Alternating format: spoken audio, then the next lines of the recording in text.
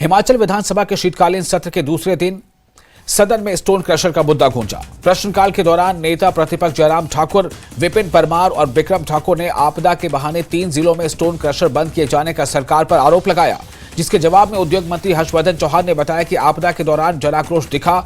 खनन और stone crusher को लेकर लोगों में नाराजगी थी।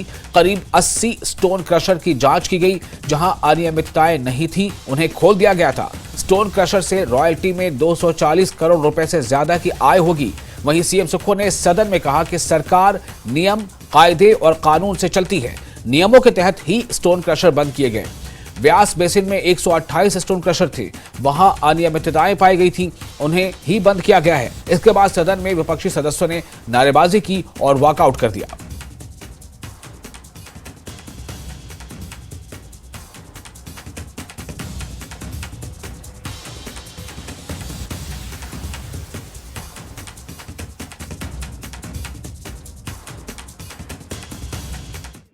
स्टोन क्रशर बंद क्यों किए थे? चक्कर है भाई, चक्कर है। स्टोन क्रशर बंद क्यों किए थे? चक्कर है भाई, चक्कर है। स्टोन है भाई, चक्कर है। स्टोन क्रशर बंद क्यों किए थे? चक्कर है भाई, चक्कर है।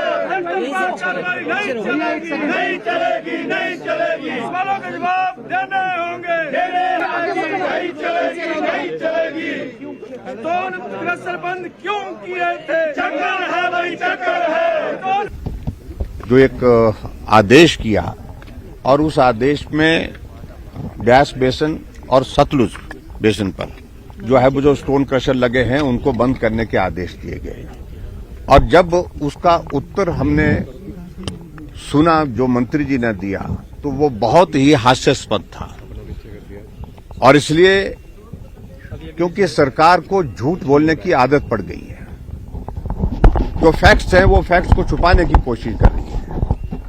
तो प्रश्न हमने एक ही बात के लिए पूछा था कि जो क्रशर आपने 112 क्रशर बंद किए और बंद करने के बाद तुरंत कुछ दिनों के बाद जो बात कही गई कि भाई उसमें से कितने 90 क्रशर जो है ठीक पाए गए। जब ठीक पाए गए तो बंद क्यों किए गए थे? फिर इसका बाद पूछा गया कि भी नुकसान जो आपने जो क्रशर बंद किए उसके कारण नुकसान हुआ? बहतर नुकसान कोई नहीं हुआ। प्रश्न पूछा गया कि कोई आदमी इसमें जो है जो हजारों की संख्या में जो मजदूर वहां पर काम करते हैं वो बेरोजगार नहीं हुए? बोलते नहीं हुए। बोलते हिमाचल के तो रहने वाले नहीं थे, तो बाहर के रहने वाले थे। और मैं ये कहना चाहता हूं क्रशर में अधिकांश लोग काम करने वाले हिमाचल के हैं। और सबसे बड़ी बात, हैरानी की बात तो ये, जब मुख्यमंत्री जी जवाब देने के लिए खड़े हुए, जो मूल प्रश्न था उनके उस प्रश्न से हट करके अपनी कहानी पढ़ने लग पड़े। सही बात यह है कि बिना सोचे समझे कांग्रेस पार्टी को पिछले 1 साल से एक जुनून सवार हुआ है कि बंद करो, ये भी बंद करो, वो भी बंद करो।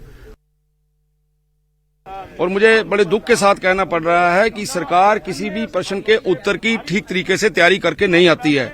और प्रश्न के उत्तर में इस प्रकार का असंतोष था कि हमने वहां पे सप्लीमेंट्री पूछा कि भैया आप लोगों ने हिमाचल प्रदेश के अंदर कुछ क्रशरों को बंद कर दिया, कुछ जिलों में क्रशरों को बंद नहीं किया, उसका क्या कारण था और उसके कारण से कितना रेवेन्यू लॉस हुआ?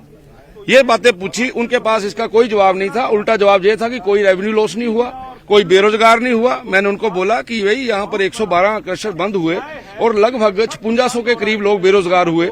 तो वो बोलते जी उनमें से हिमाचली बड़े कम थे।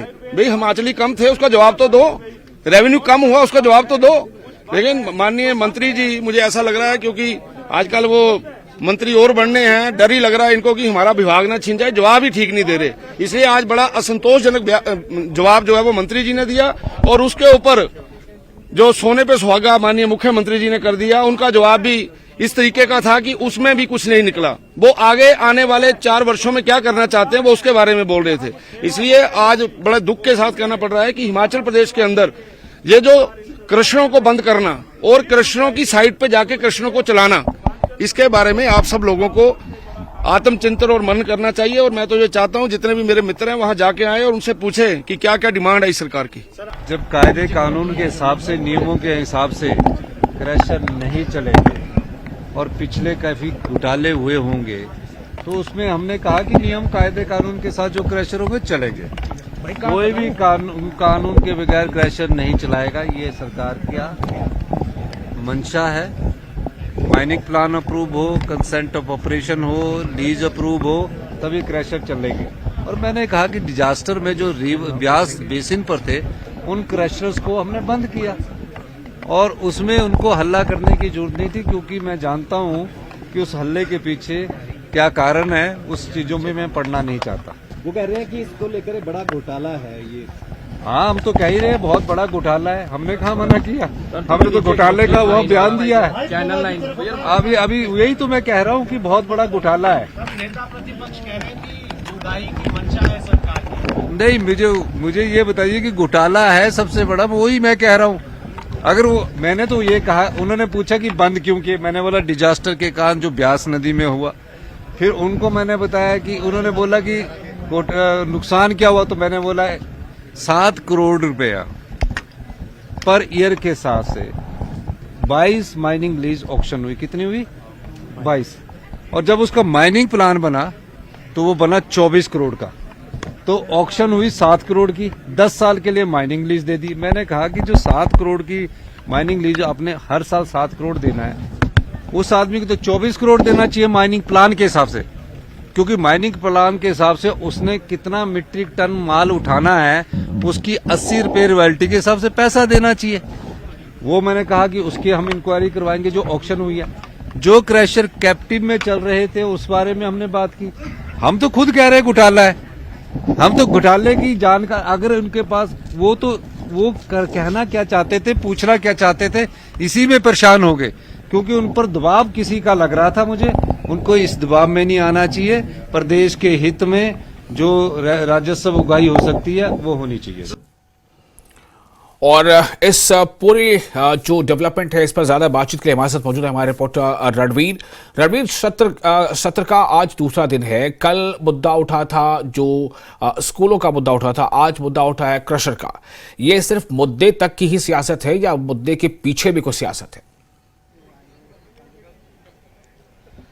जी हाँ, देखिए, राजनीतिक चश्मे से अगर हम देखें तो स्टोन क्रशर का जो मुद्दा है वो पूर्व सरकार के समय में भी हमने देखा और इस सरकार में भी हमने देखा है। राजस्व से जुड़ा हुआ तो एक मसला रहता ही है, बल्कि इसके ठीक पीछे जो है व्यक्तिगत हित भी जुड़े होते हैं। कुछ राजनेताओं के हैं जो स्टोन क्रशर चलाते हैं, उनके पीछे की मंशा क्या होती है वो आप भली भांति जानते हैं, जिसका जिक्र आज मुख्यमंत्री ने भी किया और नेता प्रतिपक्ष ने भी कहा। सीधे तौर पर उन्होंने ये कहा कि पहले स्टोन क्रशर को बंद कर देना, फिर उनसे बातचीत करना, फिर उन्हें फिर से शुरू करना।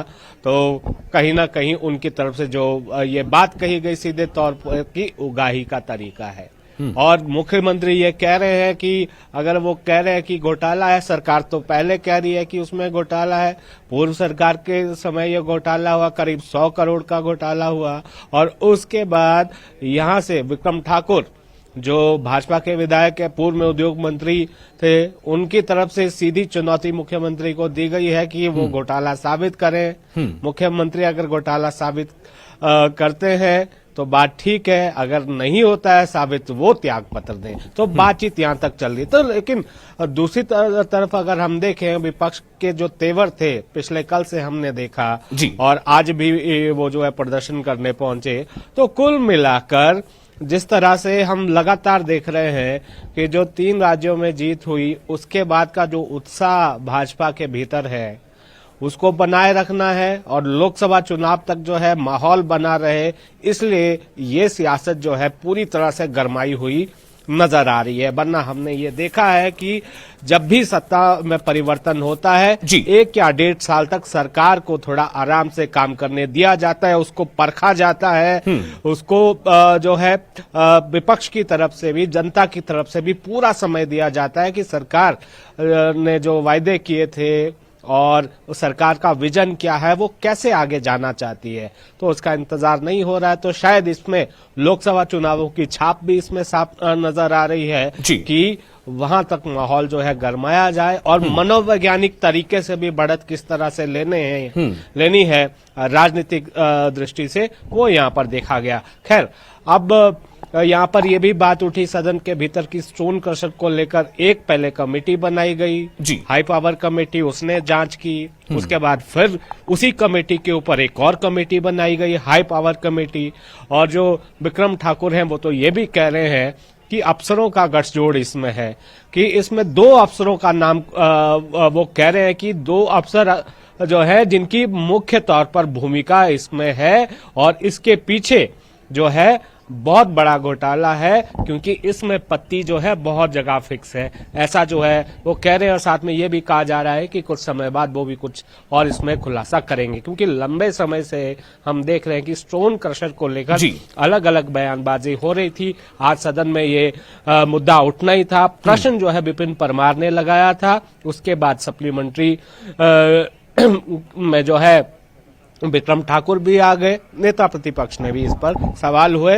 सदन के भीतर खूब नारेबाजी हुई, विपक्ष ने जो है जमकर नारेबाजी की और नारेबाजी करते हुए ही वो सदन से बाहर निकले और सदन के बाहर फिर नारेबाजी विपक्ष ने की है। जी जी रणवीर, इस बार ये भी देखा जा रहा है कि थोड़ा जो विपक्ष है वो बहुत क्रिएटिव भी नजर आ रहा है। कल जिस तरह से उसने एप्रन पहन के जो विपक्षी सदस्य उन्होंने जो है प्रदर्शन किया था, आज वो टोकरी में सूखे गोबर लेके चले आए, वो तस्वीरों पर हम दिखा पा रहे हैं बार बार।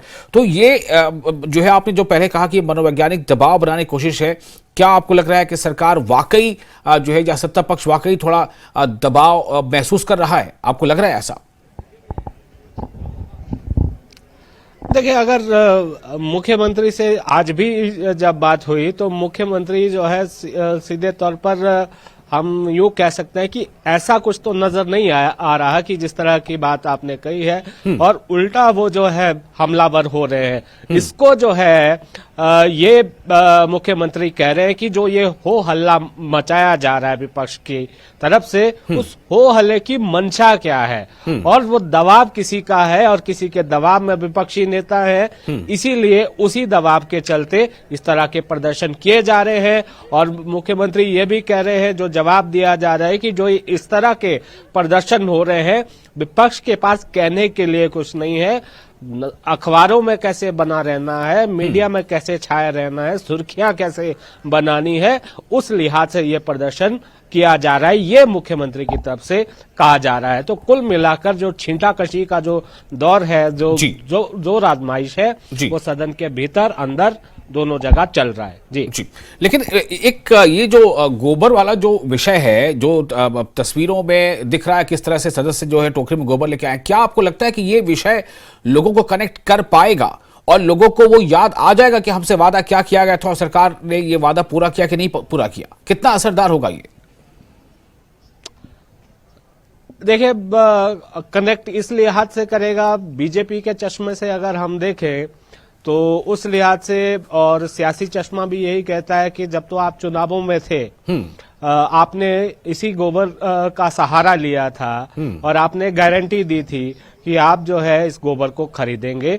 तो उस लिहाज से जो विपक्ष ने आज प्रदर्शन किया है वो बिल्कुल ठीक बैठता है कि ये सवाल सरकार से होना चाहिए कि जब आप ने यही चुनावी वायदे करके जो गारंटियां आपने दी थी, इन्हीं को लेकर जो है आप जनता के बीच गए थे, जनता ने भरोसा जताया था, तो अब जो है बात उसको पूरा करने की है। लेकिन 1 साल हो गए, आपने ये गोबर खरीद भी शुरू नहीं की है। अगर जमीनी हकीकत अगर हम देखें, हिमाचल के अगर हम कृषि के लिहाज से देखें, कृषि और बागवानी के लिहाज से तो करीब करीब जो है 10 लाख किसान बागवान है हिमाचल में जी। तो हिमाचल का जो किसान बागवान है उसमें आप ये मानकर चलिए, हालांकि कि जो ज्यादातर किसान बागवान है जिसके पास अपने पशु हैं, उसके पास जो गोबर है वो तो अपने खेतों और बागीचों के लिए पूरा नहीं होता है। बहुत सारी जगहों पर जो पशुपालक है वही जो है गोबर बेचते हैं, और बाहर से भी, पंजाब से भी लोग जो है गोबर मंगवाते हैं। खाद का इस्तेमाल भी ज्यादा होता है। तो अब ये देखना होगा कि क्या ये आम जनता को कनेक्ट कर पाएगा ये मुद्दा या नहीं, क्योंकि हिमाचल में खेती किसानी की जब बात आती है तो हाशिए पर ही यहाँ का किसान और बागवान नजर आता है। तो अब देखना होगा कि अगर विपक्ष को लगता है और विपक्ष ने ये मुद्दा उठाया है, ये इसीलिए उठाया क्योंकि ये वायदा जो है उस वक्त चुनावी वायदा कांग्रेस ने किया था। माफ कीजिएगा जी। चलिए, बहुत शुक्रिया आपका रणवीर तमाम जानकारी के लिए। तो शीतकालीन सत्र का दूसरा दिन है, लेकिन विपक्ष जो है वो सदन में हमलावर है। सरकार को लगातार अलग अलग मुद्दों से घेरने का प्रयास है और आज भी सदन में नारेबाजी और हंगामे के बाद विपक्ष जो है वो वॉकआउट करके